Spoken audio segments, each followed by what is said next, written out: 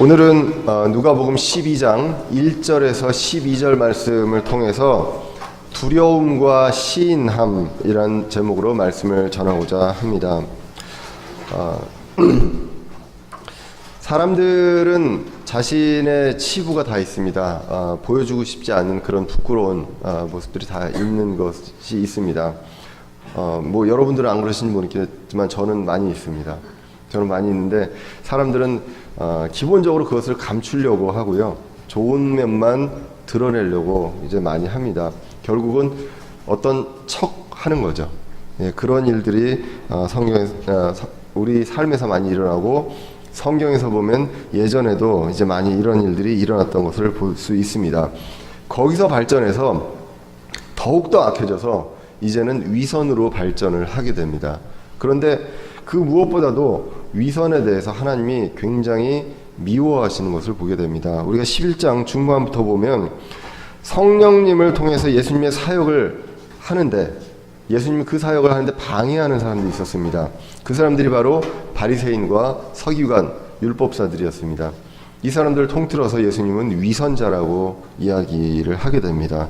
그들은 예수님이 하는 사역을 바알세북, 그 마귀가 하는 그런 사역이다라고, 마귀의 힘을 통해서 한 거라고 폄하했고 그분을 인정하려고 하지 않았습니다. 그분을 시인하려고 하지 않았습니다. 그래서 11장 중반 이후부터 보면 예수님께서 화가 있을지어다를 한 6번 반복을 하게 됩니다. 그 중심에는 위선이 있었습니다. 바리새인과 서기관과 율법사들에게 이러한 내용들을 이야기하면서 겉으로만 의로운 척하고요. 그리고 대접받기를 좋아하고, 그리고 율법사들은 전통을 통해서 사람들에게 짐을 지운다고 했습니다.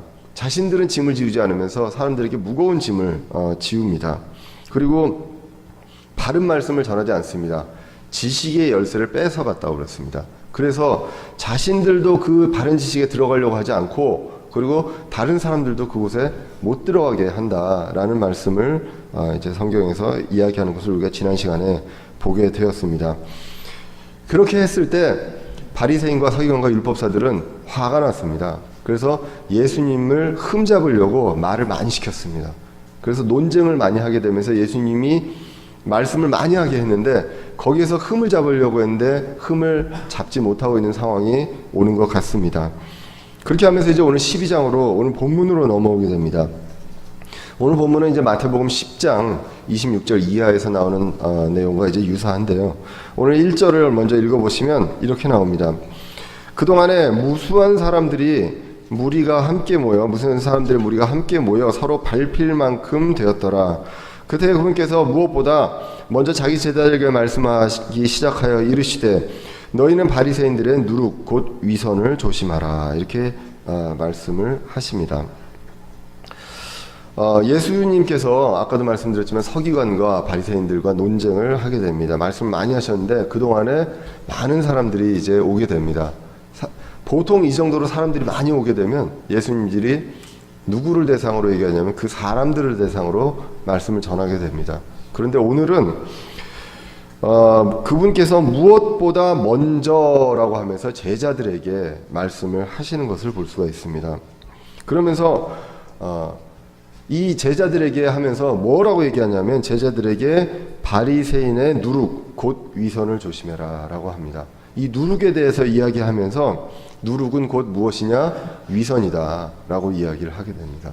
그 앞에서 화가 있을지어다라고 그 수만큼 그 저주를 하셨고요. 그리고 오늘 다시 사람들이 많이 모였지만 이 사람들이 많이 모인 게 어떤 예수님의 어떤 사역보다는 이 논쟁 속에서 사람들이 많이 모인 것처럼 이 사건의 전후 사정을 보면 그렇게 보여집니다. 그랬을 때 이 사람들을 대상으로 한 게 아니라 제자들을 대상으로 너희들은 이것을 조심해야 한다라고 이야기하는 것을 봅니다. 그래서 그 전까지 사람들을 대상으로 한 거와는 약간 어떤 다른 상황으로 전개되는 것을 우리가 성경을 통해서 보게 됩니다. 성경은요, 단 한 번도 누룩이 좋은 뜻으로 쓰인 적이 없습니다. 누룩은 원래 있던 어떤 실체가 요만하더라도 이 누룩, 이스트를 통해서 크게 부풀려지게 만들게 됩니다. 결국은 이게 위선과 유사하다는 것을 이제 보게 됩니다. 그래서 우리가 이제 구약에서 보면 유월절이 있고 무교절이 있을 때 누룩 없는 빵을 먹게 됩니다. 이미 그때부터 누룩에 대해서 하나님께서 분명하게 이제 그 정의를 내리십니다. 그리고 무교절, 유월절이 시작되면서 이제 무교절이 시작될 때 그때는 집안에 있는 누룩조차도 다 없애버립니다. 그러한 일들을 하게 된다는 것입니다. 그러므로 이 누룩은요, 어느 곳에든지 나쁜 것, 그리고 나쁜 것이 소량이 들어왔지만 이게 이 전체적으로 악영향을 미치는 것, 이것이 바로 누룩으로 성경에서는 정의가 되어 있습니다. 그래서 오늘 본문에서는 이 누룩이 바로 위선이다라고 이야기를 합니다.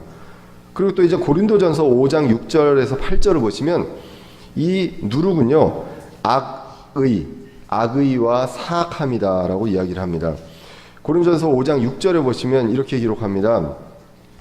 너희가 자랑하는 것이 선하지 아니하도다. 위선을 하면요, 내가 없는 것도 자랑하게 되고 드러내려고 노력을 하게 됩니다. 그래서 자랑하는 것이 선하지 아니하도다.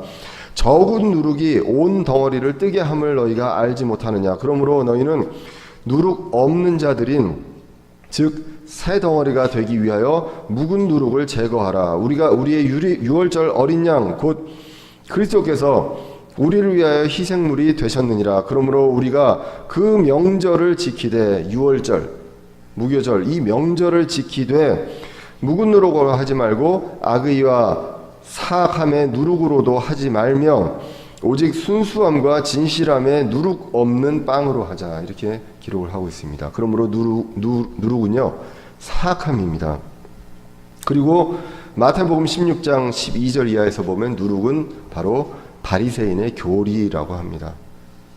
그러면 누룩은요, 위선이고요, 그리고 사악함입니다. 그리고 왜곡된 교리입니다. 오늘 그 마태복음 6장 12절 이하에서 보시면 바리새인과 사두개인의 누룩을 주의하라고 예수님께서 제자들에게 이야기를 하게 됩니다. 근데 이 제자들이 오해합니다. 예수님이 우리한테 책망하는구나. 빵을 안 가져와서. 이렇게 이야기를 하게 됩니다. 그래서 예수님이 제자들에게 얘기합니다. 내가 너희들에게 빵을 원했느냐. 5병이여 7병이어도 그 기적을 보지 않았느냐. 그런데도 내가 너희들에게 빵을 원하는 걸로 생각하느냐. 그게 아니다라는 내용을 이야기를 합니다. 그래서 이제 그 마태복음 6장 12절에 보시면 제자들이 깨닫습니다. 그제야 그들이 그분께서 빵의 누룩이 아니라 바리새인들과 사두개인들의 교리의 누룩을 조심하라 명하신 줄을 깨닫으니라 라고 이야기를 합니다. 그래서 보시면 위선에는 겉으로 잘 보이려고 하는 것만인 게 아니라요, 내면에 사악함이 있습니다.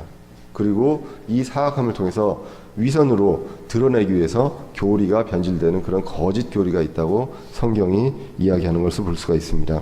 그래서 이제 예수님께서 마가복음 7장 6절에서 보시면 이것에 대해서 그렇게 거짓 교리로 하는 것은 헛되이 경배하는 거다라고 이야기를 합니다. 그분께서 그들에게 대답하여 이르시되 이사야가 너희 위선자들에 대하여 잘 대언하였도다. 그것은 기록된 바 이 백성이 자기 입술로는 나를 공경하나 그들의 마음은 내게서 멀도다. 그러나 그들이 사람들의 명령들을 교리로 가르치며 내게 헛되이 경배하는도다 함과 같으니라. 이렇게 기록을 하게 됩니다. 위선이 있습니다. 위선이 있고요, 사악함이 있고 거짓된 교리가 있습니다. 이것이 바로 누룩처럼 들어올 수 있습니다. 우리가 모인 자들 앞에 누룩처럼 들어와서 그 전체를 변질을 시킬 수가 있습니다. 사람이 많은 거 중요하지 않습니다. 이 누룩이 들어와도 전체가 부풀려집니다. 사람이 많아질 수 있습니다. 그런데 그것은 예수님 보시기에 전혀 중요하지 않고 그것은 예수님이 미워하시는 거다라는 것을 오늘 말씀을 통해서 이제 보게 됩니다. 그런데 이 위선은요, 결국은 감추려고 하는 거거든요. 나를 감추려고 하고 나를 잘 포장하려고 하는 건데 이것이 하나님 앞에서는 감춰지지 않는다. 결국은 드러난다라고 말씀을 하시게 됩니다. 2절과 3절, 오늘 본문 2절과 3절을 보시면 덮어둔 것, 위선은 덮어두는 것입니다. 덮어두는 것이 드러나고요, 숨겨둔 것입니다. 숨겨둔 것이 알려집니다. 그리고 어둠 속에서 말하는 것이 빛 대신 예수님 앞에서 들립니다. 그리고 골방에서 말한 것이 지붕 위에서 공포된다고 이야기를 합니다. 언제 그렇습니까? 결국은 그런 일이 일어납니다. 바로 심판날에 이러한 것들이 낱낱이 드러난다고 기록을 합니다. 로마서 2장 16절에 보시면 이런 심판은 하나님께서 나의 복음대로 예수 그리스도로 말미암아 사람들의 은밀한 것들을 심판하실 그 날에 이루어지리라 라고 이제 기록을 하게 됩니다. 그래서 이런 일들은 일어나게 되어 있습니다. 그런데 우리가 세상을 보면 그렇지 않은 것처럼 보여집니다. 정말로 우리가 보기에 예수님도 모르고 그리고 악하게 살고 위선자처럼 살았는데 돈도 많이 벌고 평생 편하게 살다가 죽는 사람들이 있습니다. 그런데 언제 드러납니까? 주님의 심판날에 그 사람들이 이제 드러나게 됩니다. 그들이 예수님을 받아들이지 못했다면 이 세상에서 7, 80년 동안 평생 편하게 산 것 같지만 영원히 불호소에서 고통을 당하면서 살아가고 있을 것입니다. 그런데 우리 크리스찬은 어떻습니까? 크리스찬은 안타깝게도 여러분들 감출 수가 없습니다. 거의 대부분 보면 여러분들 인생 속에서 다 드러나게 됩니다. 하나님의 자녀들을 그것을 놔두지 않습니다. 그것을 우리는 히브리서 12장에서 얘기한 것처럼 징계라고 얘기합니다. 하나님의 자녀에게는요, 징계가 있습니다. 다윗도 징계를 받았습니다. 참회를 하고 회개를 했지만 징계를 받았습니다. 그런 것처럼 우리에게는 징계가 있습니다. 그 징계가 없다면 우리는 계속 하나님에게 시선을 안 돌리고 어쩌면 사람들에게 시선을 돌리면서 위선으로 갈 수 있습니다. 이 위선은 발전하는 것입니다. 누룩이 부풀어지는 것처럼 발전하게 되는 것입니다. 하나님은 그것을 하나님의 자녀에게 그것을 두고 보시지 않는다는 것입니다. 그래서 히브리서 12장에서 얘기합니다. 징계가 없다면 사생하라고 얘기합니다. 만약에 우리가 교회를 오고 내가 악한 일을 하고 위선을 하는데 잘 된다. 그러면 과연 내가 하나님의 자녀인지 한번 생각을 해볼 필요가 있다는 것입니다. 성경은 그렇게 이야기를 하고 있지 않다는 것, 다 드러난다는 것입니다. 다윗의 음행은 나단 선지자를 통해서 그 음행이 드러나게 되었고요. 그리고 수가성 여인은 우물가에 있을 때 자신의 과거를 감추고 싶었지만 예수님은 그 모든 것을 다 알고 있었다는 것입니다. 자, 그렇게 되면 우리는 위선으로 감출 필요가 없습니다.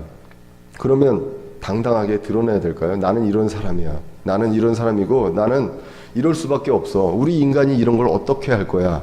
라고 이야기하는 것이냐? 성경은 그것이 아니라는 것입니다. 부끄러워할 줄 알아야죠. 나는 이런 것이다. 저런 사람이다. 사람 원래 그런 거야. 그렇기 때문에 나는 구원을 받았는데 이렇게 살고 있어요. 이게 당당한 건 아니지 않습니까? 위선도 하나님이 미워하시는 것이지만 그것도 아닙니다. 그러면서 오늘 본문의 뒷구절을 보면 위선의 반대가 무엇이냐? 두려움과 시인함이다 라고 성경이 이야기를 하고 있다는 것입니다. 그런데 이 두려움의 대상이 중요합니다. 오늘 본문에 보시면 4절에 이렇게 기록합니다. 예수님께서 제자들에게 이야기를 하고 있습니다. 내가 내 친구인 너희에게 이르노니 몸을 죽이고 그 뒤에는 더 이상 아무것도 하지 못하는 자들을 두려워하지 말라. 이렇게 기록을 하고 있습니다. 누구에게요? 내 친구에게, 제자들에게 이야기합니다. 내 친구에게. 제자들은요, 예수님에게 친구였습니다. 우리는 어떻습니까? 구원받은 우리도 예수님의 친구입니다. 요한복음 15장 13절 이하에서 이렇게 기록합니다. 요한복음 15장 13절에 아무에게도 자기 친구들을 위해 자기 생명을 내놓는 것, 이것보다 더 큰 사랑은 없나니 무엇이든지 내가 너희에게 명령하는 것을 너희가 행하면 너희가 나의 누굽니까? 친구니라 라고 기록을 합니다. 이제부터 내가 너희를 종이라 하지 아니하리니 종은 자기 주인이 하는 것을 알지 못하느니라. 오히려 내가 너희를 친구라 하였나니 이는 내가 내 아버지께 들은 모든 것을 너희에게 알려주었기 때문이다. 우리는요, 예수님께서 우리에게 모든 것을 알려주셨습니다. 왜 그렇습니까? 우리가 종이 아니라 친구이기 때문입니다. 어디 감히 예수님, 하나님이신 예수님과 우리가 친구가 될 수 있습니까? 우리가 뭘 잘했다고요? 그리고 어떤 능력이 있다고? 그런데 예수님께서 우리에게 친구의 레벨로 격상을 시켜주셨다는 것입니다. 그렇다고 우리가 뭐 달라집니까? 달라지는 거 없는데도 불구하고 예수님께서는 그 은혜로 우리를 친구로 해주셨다라고 기록을 하고 있습니다. 이 친구에게 말씀하십니다. 두려워할 자를 두려워해라. 사람도 마귀도요 죽일 수 있습니다. 죽일 수 있지만 그 다음에 그 이후에 어떤 것을 할 수 있는 능력이 없다는 것입니다. 해결도 할 수 없고 그 이후의 일들을 내가 어떻게 할 수가 없다. 그런데 그것을 못하는 사람들을 왜 두려워하느냐라고 얘기합니다. 결국은 위선은 누굽니까? 사람을 두려워합니다. 사람의 이목을 두려워합니다. 나를 보고 있는 사람들을 두려워하기 때문에 그것을 내 치부를 감추고 그리고 나를 잘 보이게 포장하려고 하는 것이 위선입니다. 피터 러크만 목사님의 이 누가복음 강해를 보면 이 위선의 어원이 배우라고 합니다. 액터. 예, 그렇게 이야기를 하더라고요. 배우가 위선자라는 얘기는 아니고요. 그래서 배우는 그 여러 직업과 여러 계층의 것들을 모두 다 하잖아요. 자기가 그런 존재가 아니지만 어떤 그러한 그 흥미로운 어떤 어원이다라고 이야기를 하고 있습니다. 자, 그래서 우리는요 두려워해야 될 자를 두려워하는데 두려워해도 소용이 없는 그러한 사람을 두려워하기 때문에 위선이 나오고 있다. 결국은 바리새인과 서기관들과 율법사들이 누구를 두려워합니까? 하나님을 두려워한다면 이런 일을 할 수가 없다는 것이죠. 그런데 그 유대인들한테 대접을 받고 싶습니다. 칭송을 받고 싶습니다. 나는 너희들과 달라. 이런 신분의 어떤 차이를 보여주고 싶습니다. 그렇기 때문에 거기에서 이제 위선이 나오게 되고 위선이 나오게 되면 더욱더 안은 사악해지고 그리고 교리가 변질이 된다는 것. 그것을 오늘 본문이 이야기를 하고 있다는 것입니다. 그러면서 5절에서 이야기합니다. 오직 너희가 두려워할 분을 내가 미리 너희에게 알려주리니 미리 알려줍니다. 미리 알려주리니 곧 죽인 뒤에 지옥에 던져넣는 권능이 있으신 그분을 두려워하라. 참으로 내가 너희에게 이르노니 그분을 두려워하라. 지옥에 던져넣을 수 있는 그런 권한이 있는 분은 단 한 분밖에 없다는 것.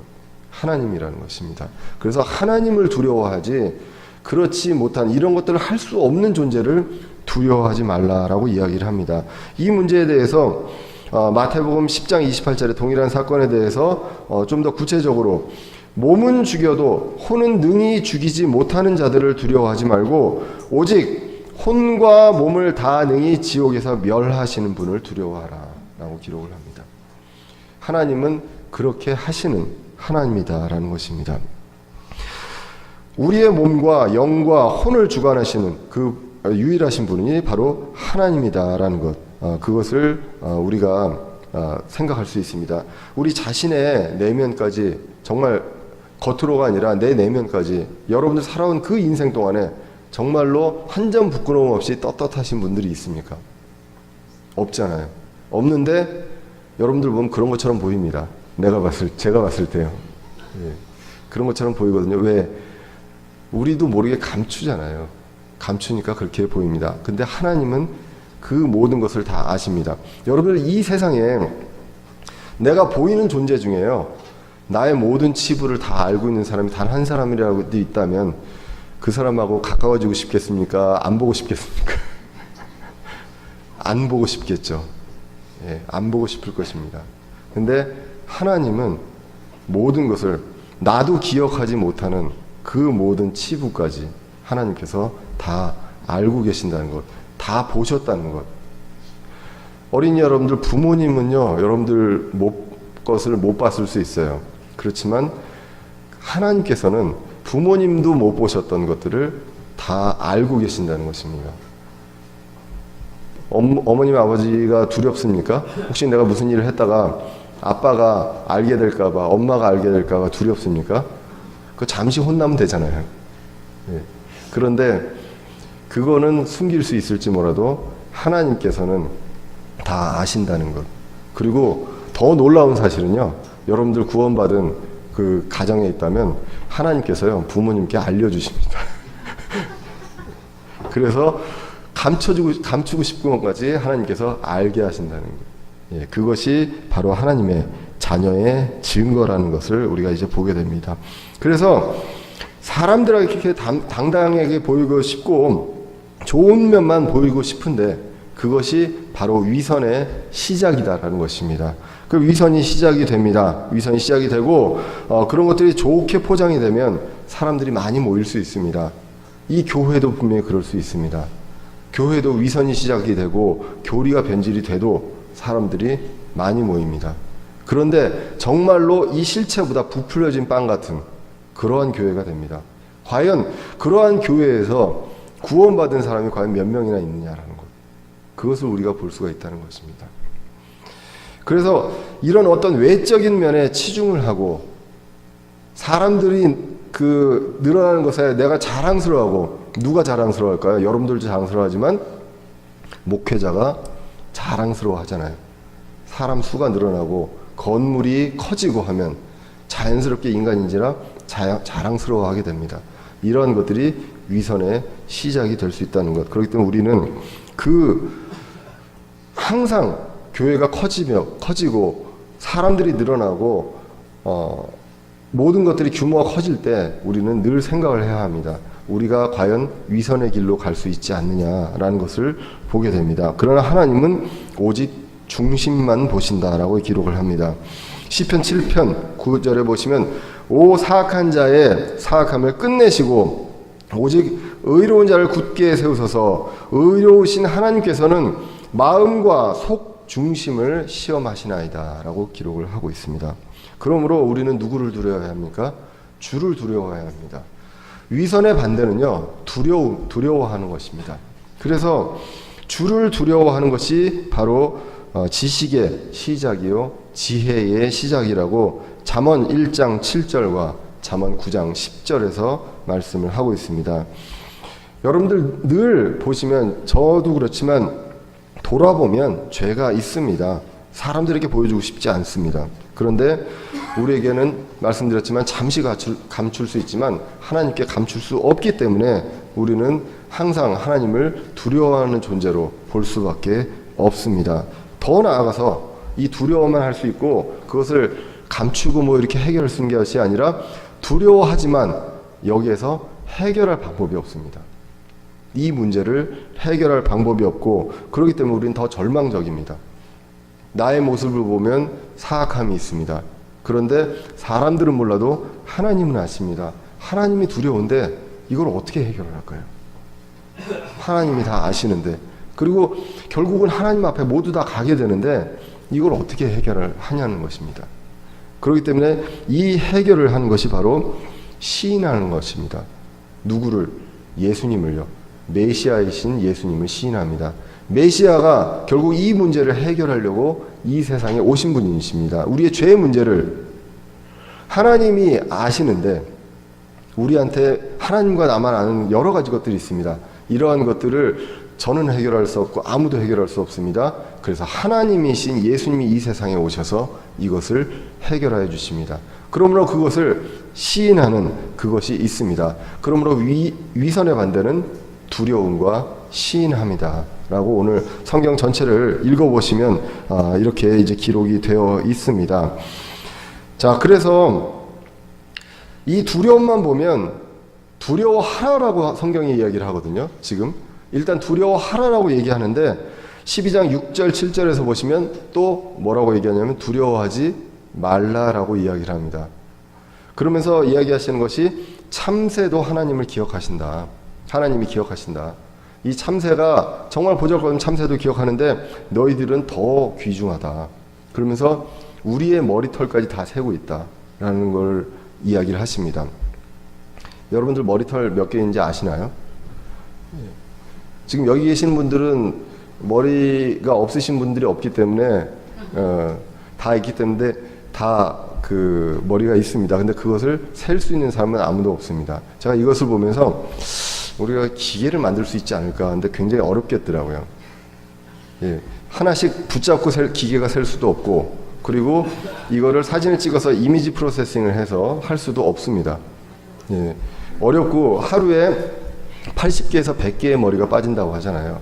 그리고 또 나고 하는데 이걸 어떻게 카운트를 다 하겠습니까? 근데 오늘 성경이 얘기합니다. 하나님은 그것을 다 세고 계신다라고 이야기합니다. 참새까지도 기억을 하십니다. 그리고 우리에게 우리 모든 것들을 세시기 때문에 걱정하지 마라. 예. 하나님을 두려워하되 여기에서 해결책이 없다고 절망하고 두려워하지 마라 라고 성경이 이야기를 합니다. 그러면서 12장 8절로 이어집니다. 내가 또한 너희에게 이르노니 누구든지 사람들 앞에서 나를 시인하면 사람의 아들도 하나님의 천사들 앞에서 그를 시인하려니와 사람들 앞에서 나를 부인하는 자는 하나님의 천사들 앞에서 부인을 당하리라. 이렇게 말씀을 하십니다. 분명히 7절에서 두려워하지 말라고 그랬거든요. 근데 이 말씀을 보면 여러분들 두려우십니까? 두렵지 않습니까? 저는 이 말씀만 보면 두렵거든요. 사람들 앞에서 시인하지 않으면, 부인하면 예수님께서 부인한다고 하시지 않았습니까? 저는 고등학교 때 지구학 선생님이 지구의 역사가 50억 년이다. 지구의 역사가 6천 년이라는 거는 교회에서 얘기하는데 틀린 거다라고 해서 그 다음부터 창피해가지고 사람들 앞에서 부인했거든요. 부인한 게 뭐냐면 도시락을 먹을 때 기도를 하잖아요. 기도를 하는데 이 기도를 하면 사람들이 다 알잖아요. 그래서 사람들 안 볼 때 잠깐 눈 감고 기도했습니다. 예. 그러면 이 말씀에 비춰서 얼마나 두렵습니까? 여러분들 이 말씀이 이렇게 요 구절만 딱 떼면 이런 말씀이 됩니다. 그렇지만 오늘 전체적으로 보면 이 말씀이 이 뒷구절까지 보면 어떠한 구절인지 알 수 있게 됩니다. 일단은 1차적으로 예수님 오시기 전에 예수님 십자가 사건 이전에 지금 구약에서 예수님이 메시아임을 인정해야 되는 그러한 일이 굉장히 중요합니다. 그것에 대해서 예수님께서 표적을 보여주셨습니다. 그렇기 때문에 이 표적 속에서 예수님을 시인하느냐, 그런데 시인하지 않는 대상이 있습니다. 지금 표적을 보고 모든 걸 봤지만 시인하지 않는 그 대상이 누구일까요? 바리새인과 서기관과 율법사들이 있습니다. 이 사람들에 대해서 1차적으로 이야기를 하고 있습니다. 만약에 그렇지 않다면 베드로는 어떻겠습니까? 베드로는 예수님 앞에서 부인당할 것입니다. 베드로는 3번이나 사람들 앞에서 예수님과 본인과 상관이 없다라고, 그리고 3번째는 예수님께 저주까지 했습니다.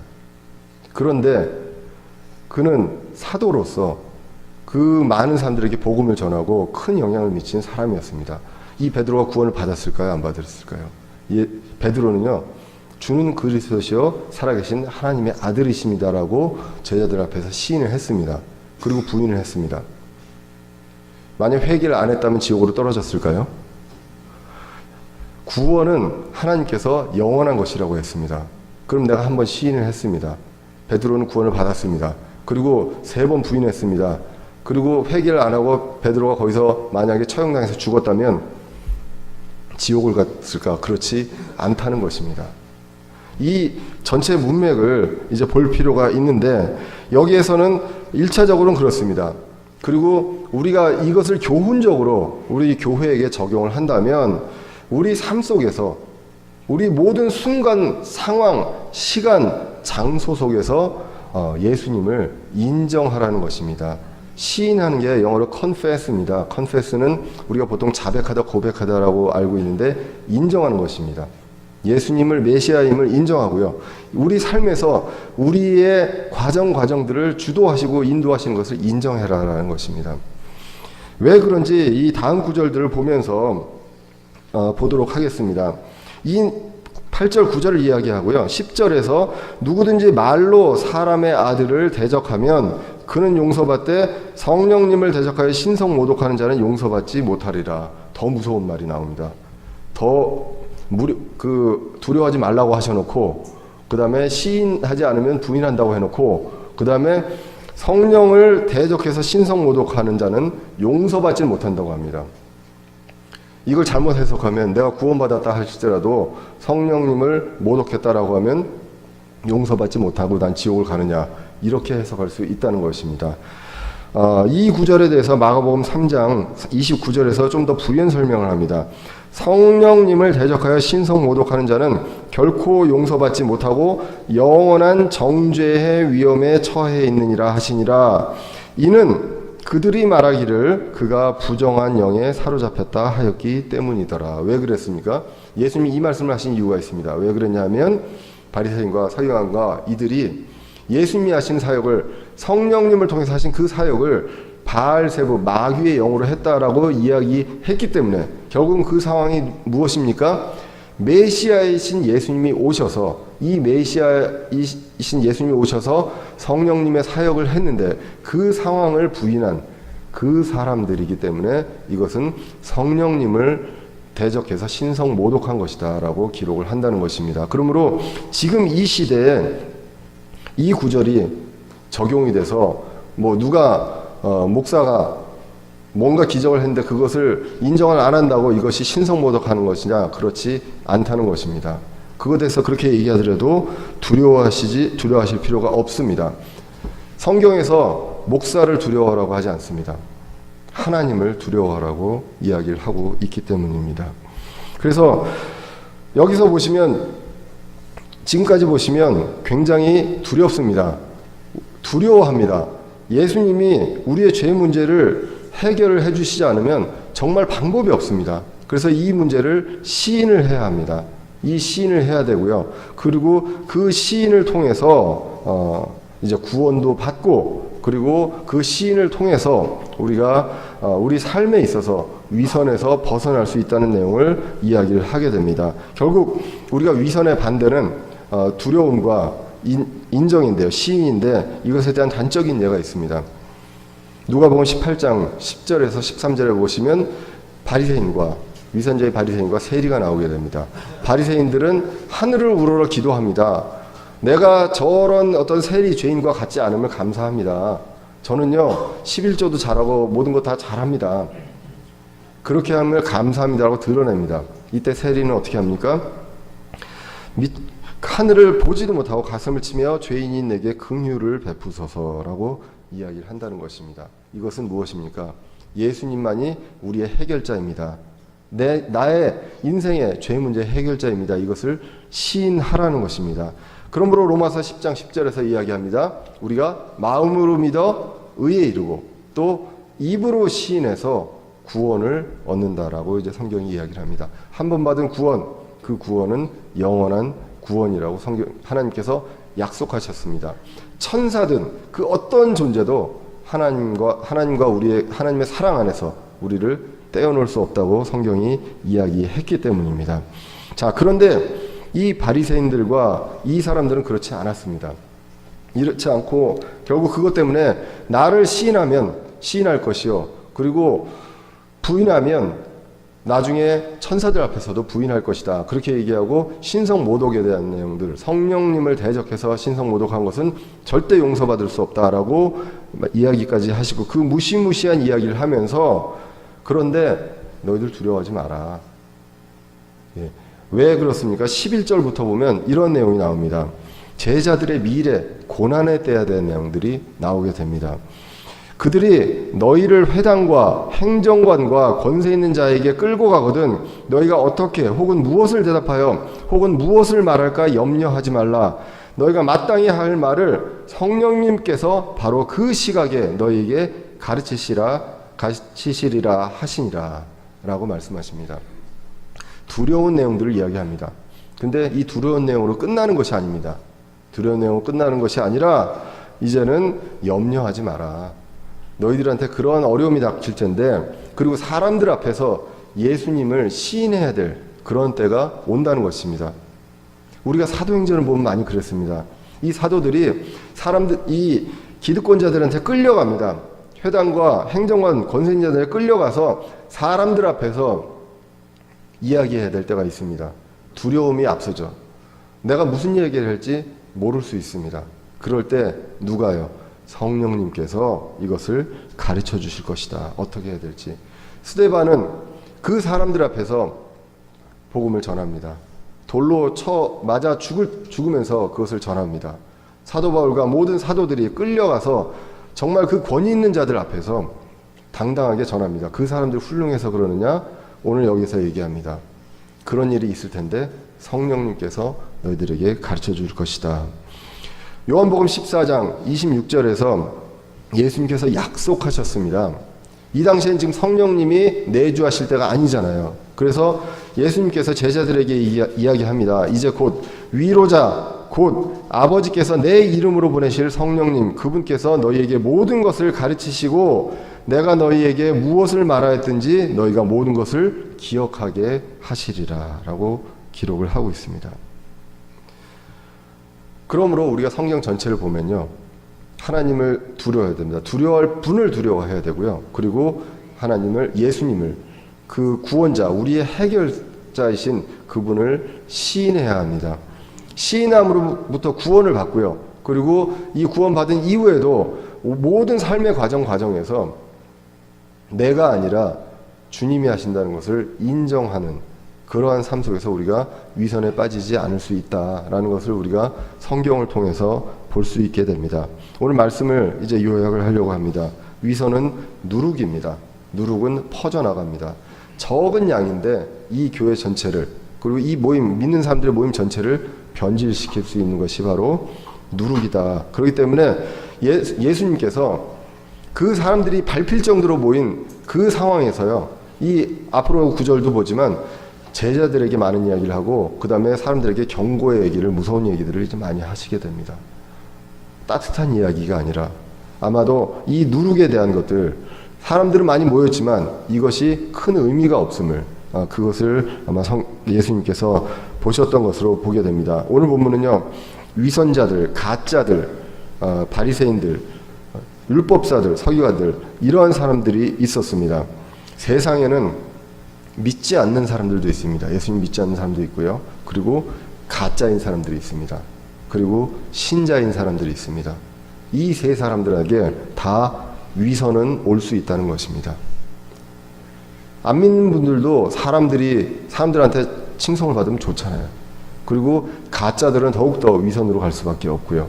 그리고 믿는 우리에게도 이러한 유혹이 올 수 있고 이게 누룩처럼 퍼져갈 수 있다고 성경이 기록을 하고 있다는 것입니다. 그럴 때 우리 불신자들은요, 어느 순간인가 하나님을 한번 보셨으면 좋겠습니다. 이 세상을 창조하시고 이 세상을 주관하시는 우리의 삶을, 그리고 우리를 불쌍히 여기시는 그분을 바라보고요, 사람을 두려워하는 것이 아니라 하나님을 두려워하고, 내가 어떤 행동을 했을 때 하나님이 지금 이 순간에 나를 보고 계신다는 것, 그것을 두려워하면서, 그리고 하나님을, 예수님을 인정하고 이 인정함을 통해서 우리의 삶을 인도하시는 그분을 인정하는 것이 필요하게 됩니다. 그래서 예수님이 해결자일 때, 그것을 받아들일 때 우리는 구원을 받게 됩니다. 이 구원은 영원히 받게 되고, 그리고 이 구원은 지금 내 상태만 달라지는 것이 아니라 우리의 이 몸도 죽고, 썩어질 것이 죽고 새로운 것으로 다시 부활한다는 것, 이것까지를 우리 하나님께서 분명하게 약속하셨다는 것입니다. 그럼 우리 믿는 자들은 어떻게 해야 될까요? 믿는 자들도 위선에 빠질 수 있다는 것입니다. 사악함도 있고 교리의 변질도 있을 수 있다는 것입니다. 이제 우리가 한 3년 한 반 정도가 됐습니다. 우리 교회 이제 이 예배당에서 드린 지가 어쩌면 지금 이 자리가 이제 거의 다 채워졌는데 이런 것들이 늘어나고 하면서 우리가 뭘 잘했나 보다라고 생각할 수 있는 때가 올지도 모르겠습니다.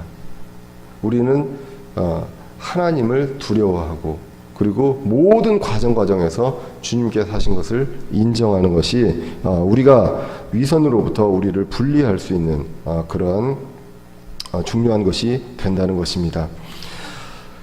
가장 그런 사람이 바로 여기 있는 사람입니다. 여러분들 저한테 맨날 칭찬만 하시잖아요.